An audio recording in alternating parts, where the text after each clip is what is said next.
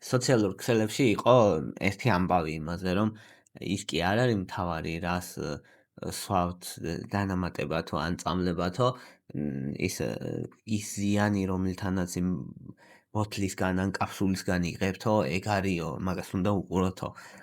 და ძალიან ბევრმა ადამიანმა გაიზიარა ეს იდეა. იდეა გაიზიარა, იმიტომ რომ გასაგებია, იმიტომ რომ მართლა შეიძლება იფიქროს ადამიანმა, რომ რაღაცა სვა, თქვათ, თევზის ქონი მაგალითად ძალიან დიდხანს და ამისგან ზიანი მივიღო, იქნების გადაწონის იმ სარგებელს, რომელსაც თევზის ქონისგან ვიღებ.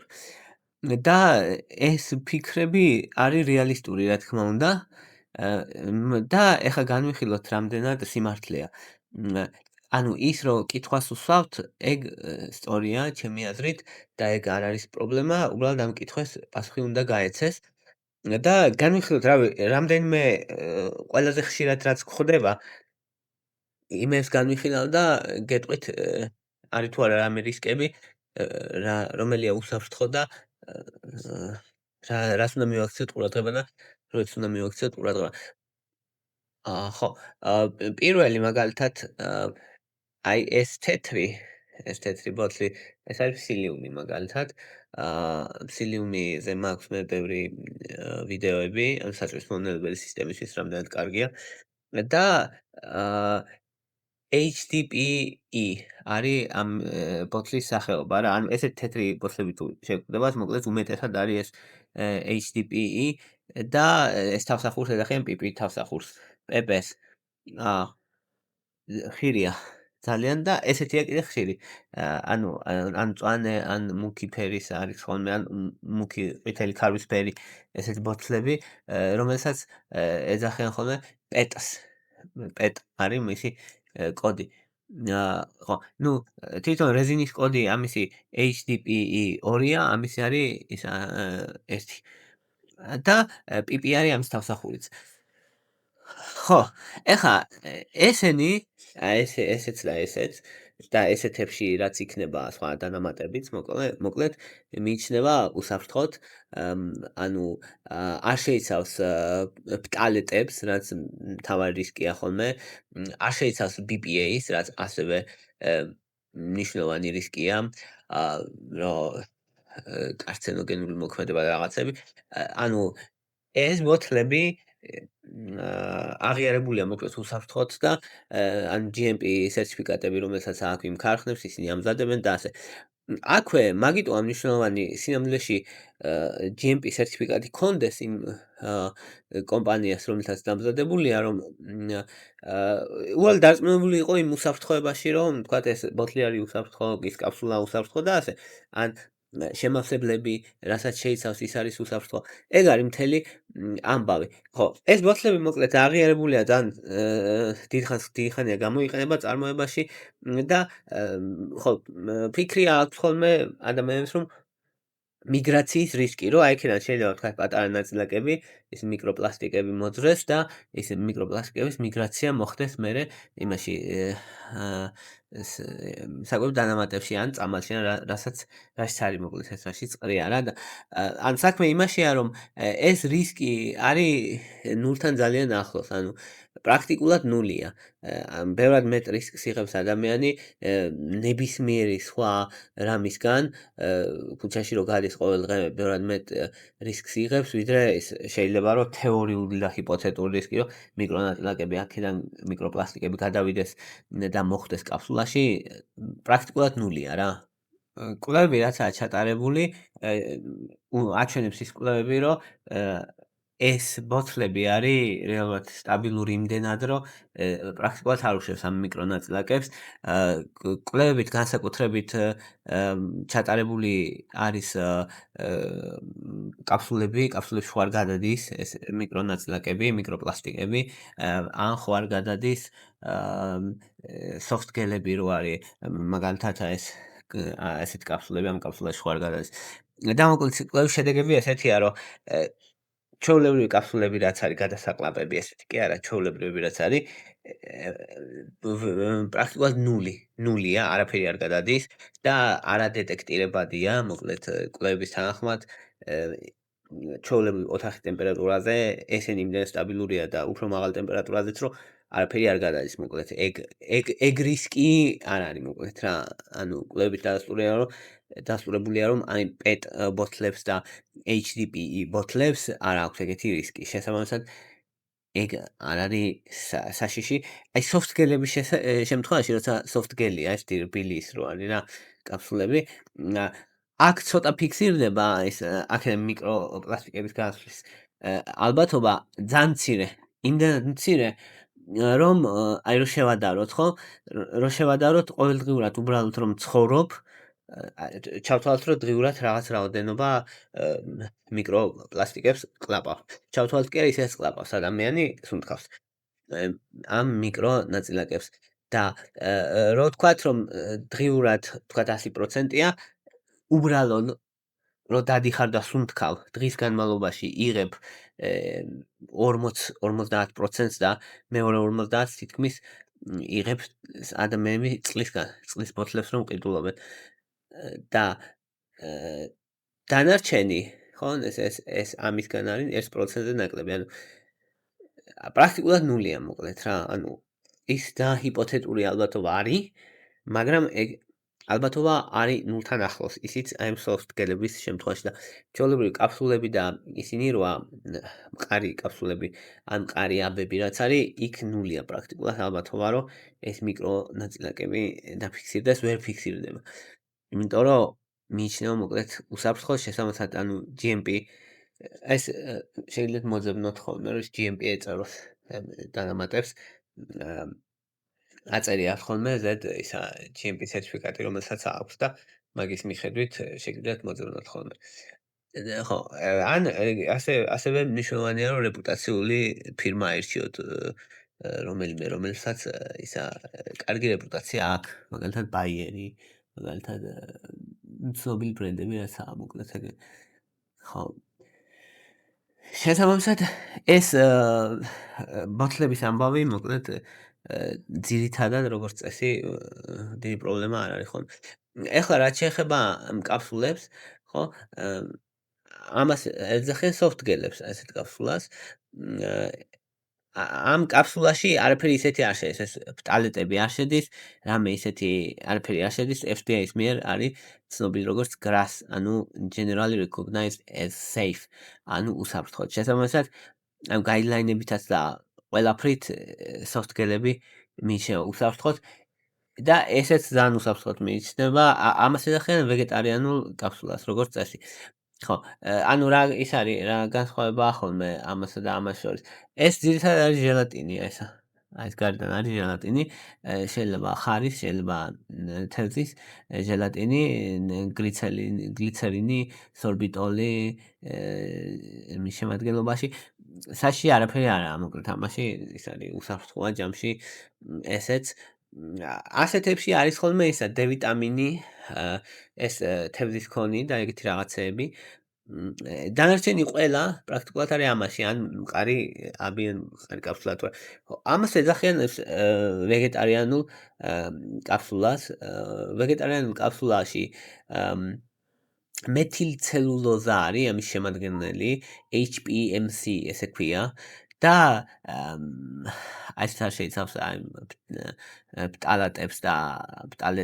არაფერს არ შეიცავს და მოკლედ ესეც მიიჩნევა უსაფრთხოდ ხო ესეთი შეიძლება იყოს ჟელატინისაც უბრალოდ აღნიშნული უნდა იყოს იმაზე ეწერება კაფსულაზე ამ აქ ბოთლზე ეწერება ეს არის ჟელატინის კაფსულებია თუ იმის კაფსულებია ეწერება ხო ხო აი ამას ეწერია მაგალითად rapid release კაფსულას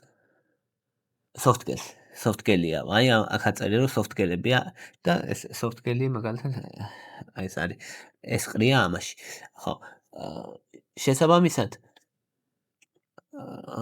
ხო და ეს აი rapid release რო წერია ეს ნიშნავს ზუსტად ეს rapid release უსაფრთხო ფორმა ამ soft-gel-ების არის ენტერული გარემოცვით კაფსულებიც, რომელიც ერთადერთი ეგ კაფსულის ფორმა არის შედარებით ნაკლებ უსაფრთხო. და ეგ ნაკლებ უსაფრთხო არის, იმიტომ რომ ბტალეტებს შეიცავს ცოტათი. ოღონ ეგ ძალიან მარტივად შეგიძლიათ მიხვდეთ რომელი პრეპარატი შეიცავს ეგეთ ნაკლებად უსაფრთხო კაფსულებს.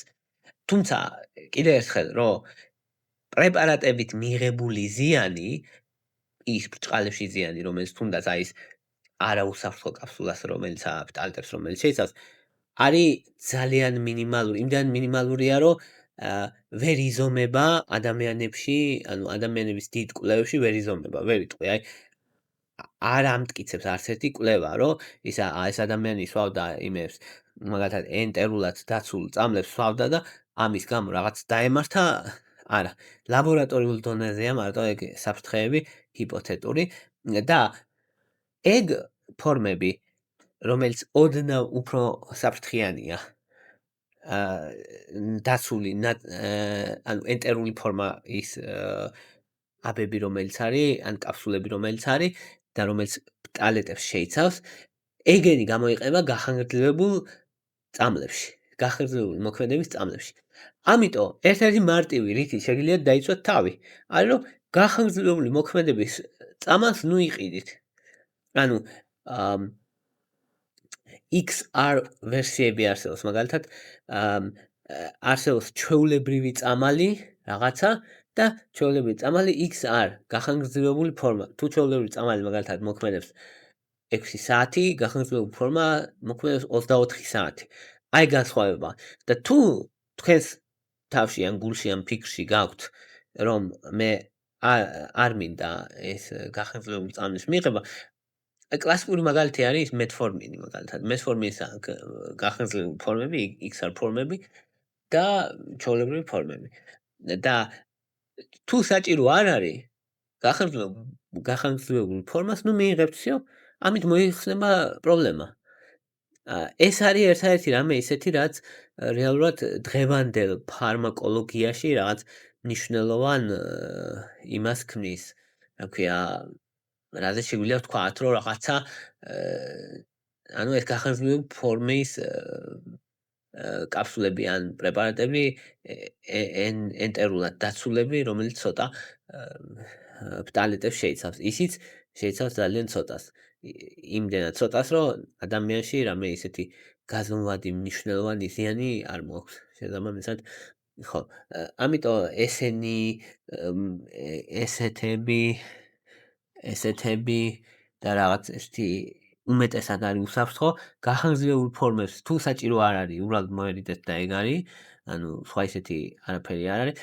მერე არის ხოლმე კითხვები, რომ ეს შიგნით რა ყრია, ვიცით?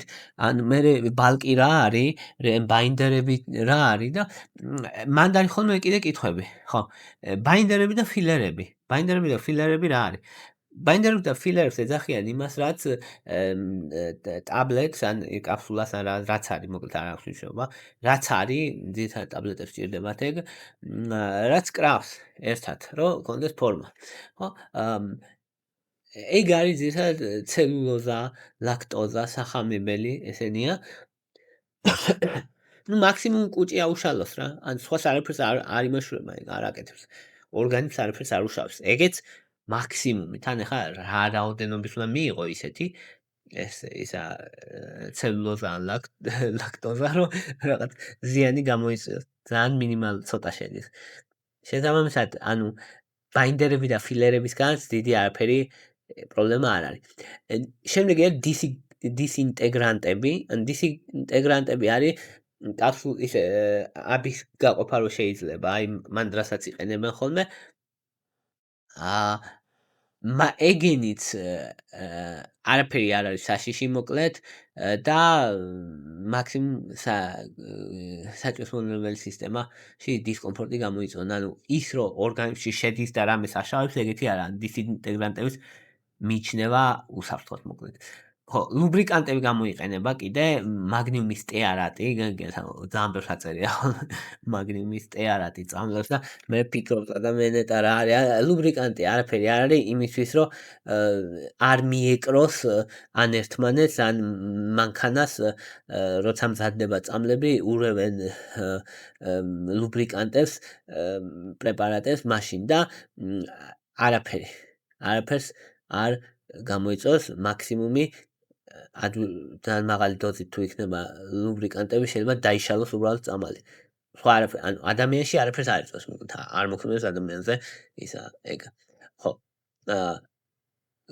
coating-ი კიდე, ანუ რომ გარედან რითიც არის დაცული, რომ ის მაგალითად ეს coating-ი, ამისი coating-ი არის ჟელატინი მაგალითად. ხო? მაგალითად ამისი არის ცელულოზა. და აი გახანგრძლივებულის რაც არის. აი ეგ შეიძლება ცოტა პტალეტებს, რაც გითხარით, რაც ცოტა საშიშია. საში არა, ანუ აი როგორ გითხრათ, რაღაც ჰიპოთეტური რისკი აქვს რა. ანუ საშიშს ვერ დავარქმევდი მაგას მე. ჰიპოთეტური რისკი აქვს. მცირე. მაგრამ ისეთი რომ ხედველობაში მიიღო და ამიტომ ეგ უბრალოდ წესად უნდა დაიმახსოვრო, რომ თუ კი გახანგრძლივებული ფორმა არ მჭირდება, გახანგრძლივებული ფორმის წამას არ მივიღებ ჩვეულებრივ წამას. всё, ეს არის. რაც შეიძლება რომ დაიმახსოვროს ადამიანმა. ხო, კიდე საღებავები არის ხოლმე და ისა რკინის ოქსიდი გამოიყენება ხოლმე და რაღაც კიდე FDNC dyes და რაღაცეები არაფერი უსაფრთხოდ მიიჩნევა და ისა ალერგია შეიძლება გამოიწვიოს.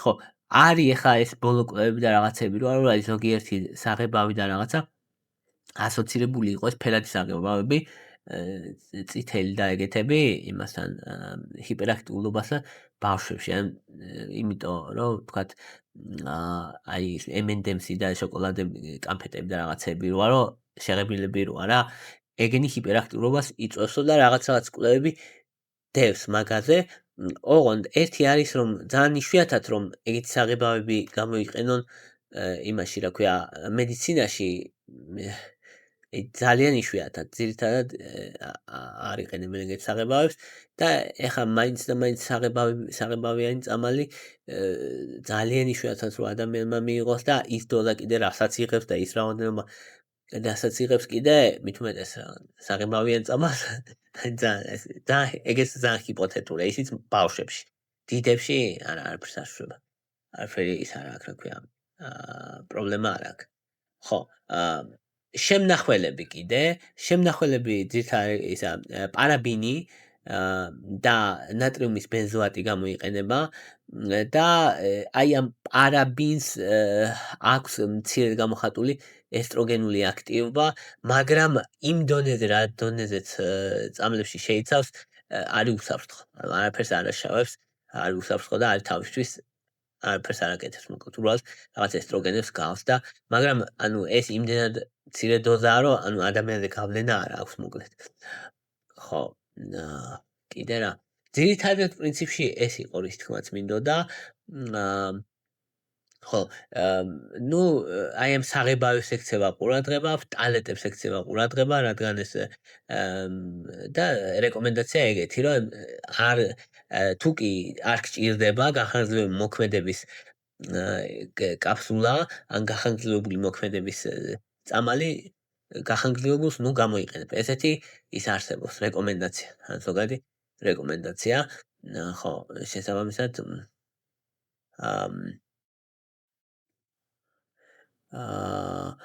კიდე იყო ერთი იმაზე, რა ქვია, ტიტანიუმის დიოქსიდზე იყო კამათი, თუმცა ანუ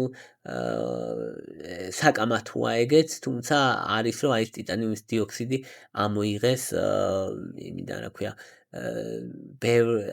თეთრ იმაში იყენებდნენ ხოლმე, რა ქვია, თეთრ კაფსულებში და თეთრ იმებში და ანუ ბევრიდან არის ამოღებული რაც გენოტოქსიურობის ჰიპოთეტური რისკის გამო. ეგეც ანუ ისეთი რამე არა აქვს რომ რაღაც ხელშესახები რისკები არ იყო, მაგრამ რაღაც კვლევები იყო და ხო. აი ეს არის. მოკლედ რო შევაჯამო, რამე ისეთი ახლა რამე რეალური ის არა გვაქვს. ერთადერთი რაც პრაქტიკული რჩევა იქნებოდა ერთი რომ გახანგრძლივებული მოქმედების პრეპარატი არ აირჩიოთ, თუ საჭირო არ არის და ჩვეულებრივი აირჩიეთ. გახანგრძლივებული ფორმის პრეპარატებს აწერია რომ არის გახანგრძლივებული. XR ფორმაა, X არ აწერია უმეტესად. ან აწერია ხოლმე აი ამას მაგალითად აწერია rapid release software და იმასე ეწერება prolonged, ანუ გახანგრძლივებული. არ უნდა იყოს გახანგრძლივებული. ეგ არის ერთი პრაქტიკული რჩევა და მეორე არის რომ GMP სერტიფიკატი ქონდეს. GMP ეწეროს რა ზედ რომ ანუ GMP სტანდარტებით არის დამზადებული, რომ აი ეს დამზადების პროცესი, რაღაცები, ან თვითნებურად რაღაცები არ უქნან. ეს არის. აი ეს არის ისა დღევანდელი ჩვენი თემა.